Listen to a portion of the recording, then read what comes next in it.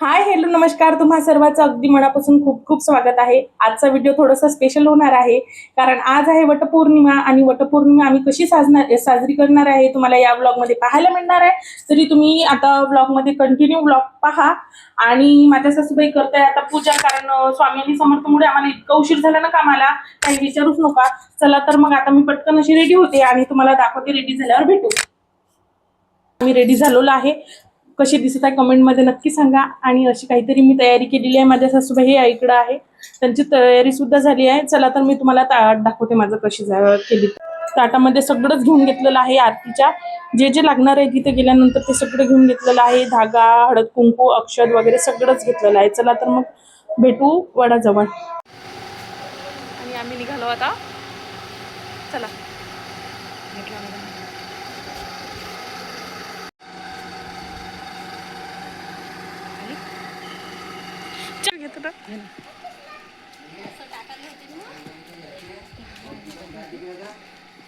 आम्ही तिथे पोहोचलो आणि खूप जास्त गर्दी होती। आम्हाला वाटलं खूप जास्त उशीर झाला होता, पण असं काहीच नव्हतं, कारण खूप साऱ्या बायका पूजा करत होत्या आणि खूप साऱ्या बायका घरी सुद्धा जात होत्या पूजा करून आणि काही तर ओटी देत होत्या। असो, नंतर मी सुद्धा पूजेला घेतलं। श्यामली आणि मी पूजा करतच होती। वटपौर्णिमेला आपण वडाच्या झाडाची पूजा का करतो हे खूप जणींना माहीत सुद्धा असेल, कारण शास्त्रप्रमाणे आणि कथेप्रमाणे आपण ऐकलंच आहे। सत्यवानाचे प्राण सावित्रीने यमाकडून परत आणले असं आपण खूप साऱ्या कथेमधून ऐकलं आहे। पण मी वाचलेला एक लेख तुमच्यासोबत शेअर करावं असं मला वाटत आहे। प्रामुख्याने महाराष्ट्रात वटपौर्णिमा खूप मोठ्या प्रमाणात आणि मुख्य प्रमाणात साजरी केली जाते, असे तुम्हाला माहीतच आहे। ज्येष्ठ महिन्यात येणारी ही पौर्णिमा वटपौर्णिमा म्हणून साजरी केली जाते, ज्यामध्ये विवाहित स्त्रिया आपल्या पतींच्या दीर्घायुष्यासाठी म्हणजे अक्षय आयुष्यासाठी व्रत पकडतात। आणि पौराणिक कथेत असं म्हटलं जाते, जेव्हा भगवान शंकरांचे लक्ष संसारात नव्हते तेव्हा माता पार्वतीने त्यांना एक शाप दिला होता की तू वटवृक्ष होशील, म्हणून हे वटवृक्ष आता पण पृथ्वीवर आहे असं म्हटलं जातं। आणि जेव्हा महाप्रलय झाले, पृथ्वी नष्ट झाली, तेव्हा सगळं नष्ट झाले होते असं म्हटले जाते।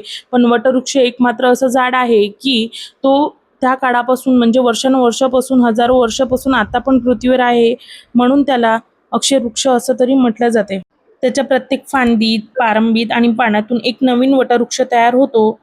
त्याचमुळे स्त्रिया त्याला अखंड सौभाग्याचे साकडे घालून नवऱ्याच्या दीर्घायुष्यासाठी प्रार्थना करतात।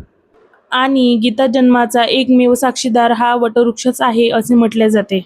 पण हल्लीच्या काळात असं झालेलं आहे की काही काही स्त्रिया वडाच्या झाडाची पूजा न करता घरी वडाची फांदी आणून पूजा करतात। मला तरी असं वाटते की जी श्रद्धा, जी भावना आणि जी आपण प्रार्थना करतो ती वडाच्या झाडापाशी केली ना तर खूप छान वाटते आणि प्रसन्न होऊन जाते।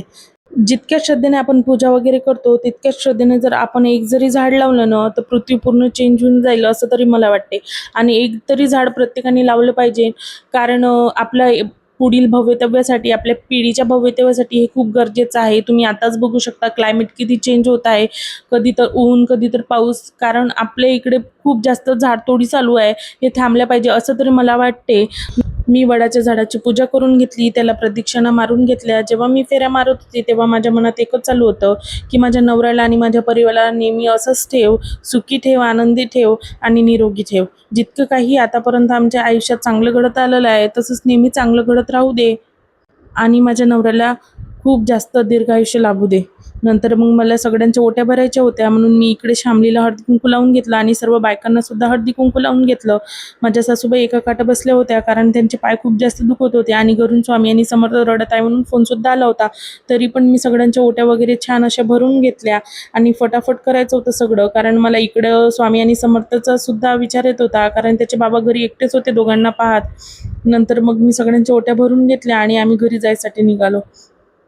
तर कसा वाटला माझा आजचा व्हिडिओ कमेंटमध्ये नक्की सांगा। व्हिडिओ आवडल्यास नक्की लाईक करा आणि चॅनलला सबस्क्राईब करा, जेणेकरून माझे नवनवीन व्हिडिओ तुमच्यापर्यंत पोहोचत राहतील। धन्यवाद।